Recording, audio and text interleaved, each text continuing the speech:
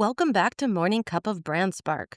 Short conversations about clarity, leadership, and the mirror moments that change how we work. Today, I'm joined by Sabine Hutchison. She's a CEO, she is an author, and she is a visionary and one of my absolute favorite counterparts in the trenches every day. Today, we're talking about the power of finding your person or people, the one who helps you see what you can't on your own. So let's get started. In the mirror light I see what's true. The spark in me, the spark in you. One cup, one truth, one little fire. Morning voices climbing higher. So grab your cup, let's spark it up. So thank you for joining me today, Sabina. Well, Gina, thanks for having me. I'm really curious about where this conversation is going to go. Well, before we get started, what's in your cup this morning? I have 2 cups. I have a cup of tea and I have a glass of water. I'm hydrating. I'm trying. That's also one of my key things right now, hydration. So you've had your caffeine this morning. I've got a nice coffee today. Have had 1 cup of coffee. Yep. And lots of water and tea. And can you tell everyone in the world where you're joining from?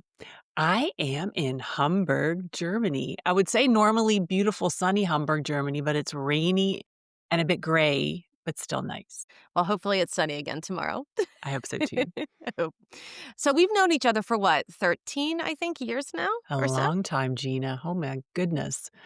Through lots of evolution, right? 13 years, that's a lot of development. Yeah. And we change daily, a lot of don't growth. Yeah, absolutely. Like every day. we?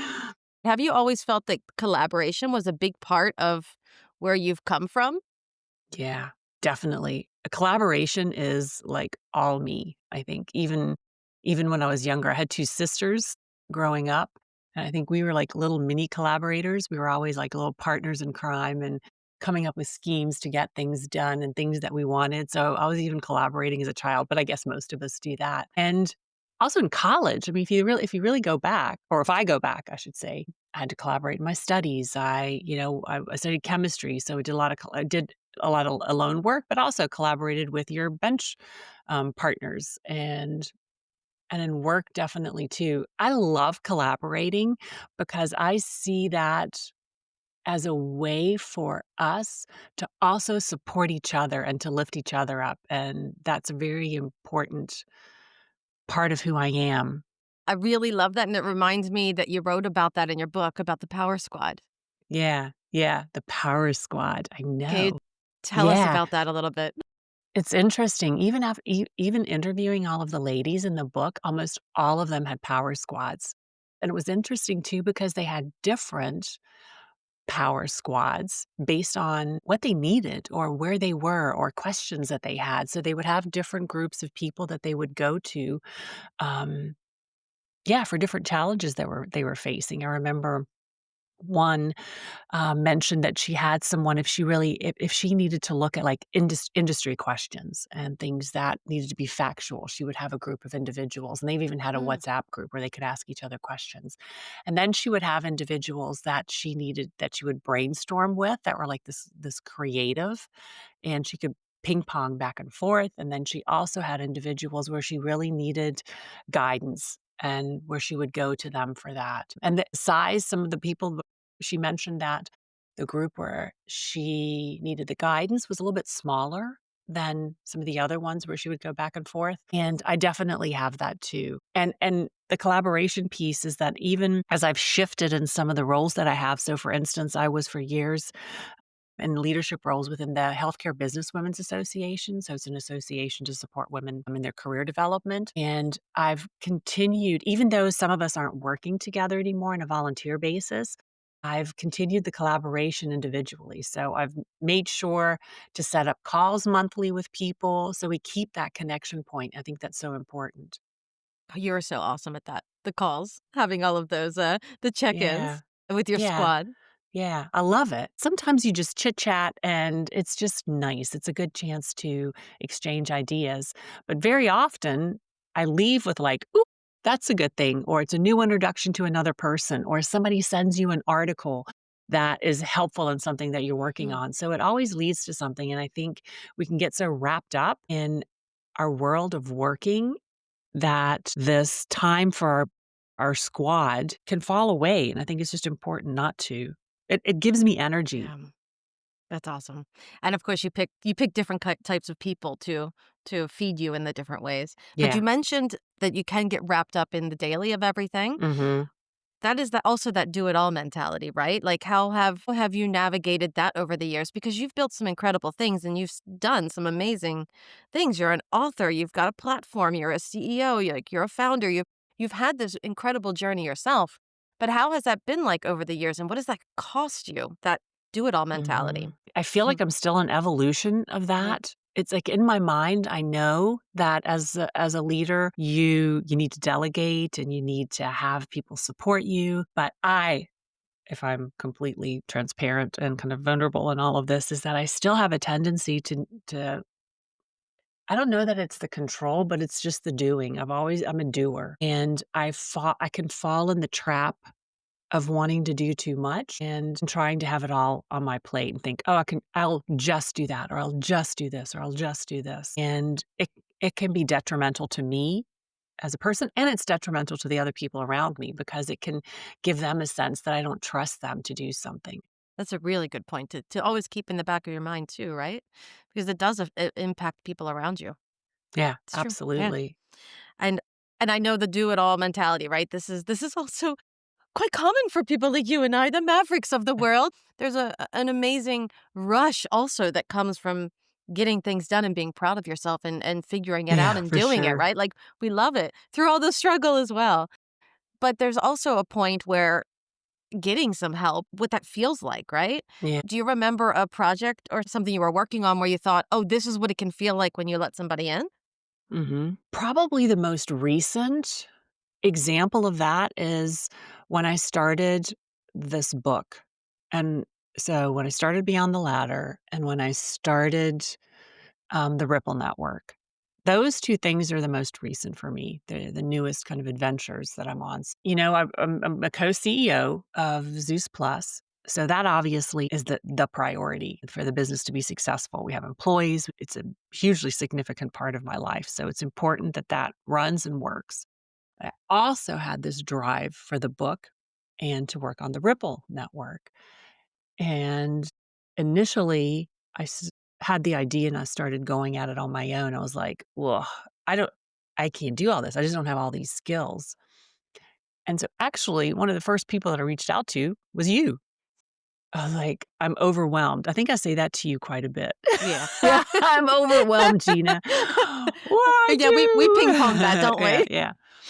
And it's like I have this energy while I'm doing things, and it's exciting, and it really pumps me up, but it's also trying to balance everything and to keep everything moving, and I just I couldn't, so I needed expertise, and also specifically with building the platform. So, for instance, with building the Ripple network, that needed a whole set that you and within OG Solutions, and Oscar, who's supporting with that as well, that I needed support for that because I have no idea what to do. So that was clear that I needed somebody. And then through our conversations, and I think that that's an important thing, is talking about things and not keeping everything for yourself and internalizing, I have to do all this stuff. So as you start to communicate and share ideas and talk about things, other people are like, oh, I've seen this done this way, or have you thought about this? Or this could be a solution. So the conversations actually help they lead to solutions. So that's one thing that I found is that don't keep everything inside. Yeah. Talk about things because it can lead to connections and other, you can grow your squad because of the conversations that you have. So that was really important. And also when I started to do the book, I reached out to you because I needed to the brand, the website, what is this going to look like? And you were a key piece in that to help me start getting focused and structuring things and moving forward with that. That can be quite So overwhelming, I think, right? yeah, You've totally. heard me say this before. You can try and do 100 things as an entrepreneur or as a leader, Mm, but you will get inundated with a million things to do, right? That yeah, not absolutely. everything will have the right amount of focus. And if you focus on less things but do them really, really well and perfect, the amount of Yeah. impact that comes from doing less is so Mhm, much significantly more. So I think having that power squad or the people around you, the mhm, people that pump you up, but also give you the energy to be able to put your all into smaller amount of things. You make mhm. so much more impact too. It's Yeah. amazing. Yeah, and sometimes it's a tough decision because, putting kind of Zeus aside and just Yeah. thinking about the book and about the Ripple network, it's a startup. This is all just the finances, have invested a lot into making this happen. And so when you think about outsourcing and about getting the help that you need, you also need to look at the financial piece of it and weigh out, okay, what can I spend and that spend, what is going to be the benefit of that spend? And how can I then do other things, not focusing on, doing post-production of a podcast, that takes me forever. And then I can focus on, contacting people about the book if I pass that on. So it's weighing that out and just making a decision like, okay, I can be so much more powerful if I'm like in my jam and Yeah. I give that your jam Yeah, yeah. and Everyone in their strength. It's awesome. everyone in their strength. Yeah, that's a much better way to do it besides calling you jam. Everyone in their strength. But I like to jam too. We can totally jam out Sabina. I'm all over it. Yeah. So it's just deciding to do that. And I have to say, at in September, I had a huge aha moment because I was doing everything, doing the zoo stuff during the day and in the evening, sometimes doing the book stuff in the days and my weekends. I was like, I didn't have any more time. My husband is super tolerant and supportive. He's tolerant too, because you have to be a bit when you do this, but supportive as well and knows, why I'm doing this. But it's like, I have to have time for my life too, because that's where more creative ideas come. And so I was like, okay, this has got to stop Mm, because I'm dropping the ball too. mm. And it's too much. And I was like, all right. I said, Gina, all right, give me a proposal. So back to Gina again. I know it feels like this is the Gina podcast, but whoever it is, Yeah. this is advice to anyone. You are part of my squad. So Yeah. obviously I go to you, but whoever is listening here, find somebody that works for you. I obviously can vouch for you because you've done a lot of Of great course. things for me, but there are other people and there are other tools and there are other things out there. So that's the key is making the decision to say, okay, I can use my time more wisely and for these Yeah. aspects of running the business and then to give something away and it's much more efficient and it's consistent because that's what I was not doing, especially Mm. all of the if you look at the world we live in now, social media and getting the word out is all about consistency. And if you don't have that, you start over every time. So if you lag a week or two, then you're starting over again because you're starting, if you're consistent for a while, you're starting to, the algorithms are working, the things are happening, and then you don't. And then, then you have to start again. So I was like, okay, this is just not working. So in September, I was like, okay, Q4 is all about me getting support and getting consistency and focusing in my strength. And I ask you to help with that. So I'm really happy. Oh my God. I felt like it's like if you listen to your body too, I was feeling like this pressure in my chest and this weight on my shoulders. And it is like, oh my gosh, I feel like I can't breathe. And as Mm. soon as we had that conversation, and I was like, okay, I said, I can spend this much, Gina. What can you do for me in that amount? And you came back with a really good plan. Was like, oh, I felt like I could breathe again. Oh, Exhale. Yeah. Oh, yeah. that's awesome. Woo. It was awesome. It Phew. was really good. I was like, I got some oxygen back. I mean, we've worked together for years, so I mean, we connect in so many different ways. We're friends, we're associates, we do all of this work together. But do you have any advice for anyone who doesn't actually know how to decide who their person or people could be? Yeah, that's a good one.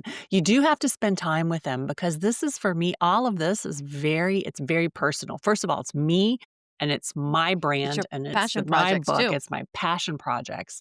So they're very important. So definitely connection and I feel that you need to spend some time with someone that you're going to hire and you need to make sure, talk about this in the book too, that values that you're connected, that it's not just the output of a project, but it's like kind of is the core similar?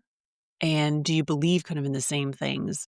Because that's going to impact what the output is like. So that's really important for me is that actually spending that time with someone and making sure that it's the right fit and on That's a awesome. values level and a fun level that you can really, it gives you energy after you talk to that person or the Yeah. company or whoever you decide to work with. Yeah, and you have to be able to be comfortable fully being transparent with each other. I think that's also a really Yeah. important element too, because you have to be on the same page no matter what, Yeah. right? And you Yeah. won't always be on the same page, but you have to be able to talk about that in that kind Yeah. of relationship too. To be there Yeah. for each other. Yeah, going Yeah. back to trust because it's very vulnerable. It's you really you're sharing parts of yourself that where you're talking about, "Hey, I'm not good at this. Can you do this for me?" So, you have to build Yeah. that level of trust. Yeah. Yeah, totally. What's one small thing that a leader can do this week to help Mm. open themselves up to a partnership or a sort of shared story with somebody else? If you have an idea or if you have something that you wanna work on, have a couple of conversations this week with people. Just get it out, like, say it out loud. "I need help with this. Do you happen to know someone?" And use a network is so great, so talk to people that you trust and ask them if they know anyone. That is awesome advice. That's a really simple thing to do, but it's like, getting that conversation started because then even if it doesn't become apparent in that conversation, they could think about it and go, "Oh my," so often that Yeah. happens. Then you Yeah. have then that person has a conversation like, "Oh my gosh, I know somebody that is looking for this," and then can make that connection. So it's talking about it, I think. It's the ripples, Sabina. You did it Mm, again. yeah, yeah, those ripples. It's actually Yeah, it rippling is out. it's rippling out, definitely, yeah. And I think the moment that you also vocalize some of that as well, even if it's just to your partner, right? Or if it's to a friend, I think that's also the moment where you start in your head going, wait a Mhm, minute, maybe I actually do need somebody, or I need to build a squad around me, or I yeah. need a person. I think that's also helps you to see that too. I was interviewed in a podcast yesterday, and we were talking about she asked also around what is a piece of advice for somebody that wants to start speaking, and it's a similar kind of idea. It's like saying it out loud. Oftentimes, we read something or we have a talk or we have something in our heads, and we play it and we speak it in our heads, but somehow this verbally getting it from our heads out improves it. So it's the same, it's with speaking. It's like don't just read the words in your head, say them out loud to practice. And it's the same with getting the support that you need. Don't just think it, say it out loud to someone. And that you're right, that's the ripple piece that can start things moving. That's awesome. Having a network like the Ripple Network also helps you to be able to go out there and say something out loud Yeah, that's your story and exactly. start to try and Yeah. tell their story. But to close out the show, where can people find you online? Where can they get your book? Where can they find you?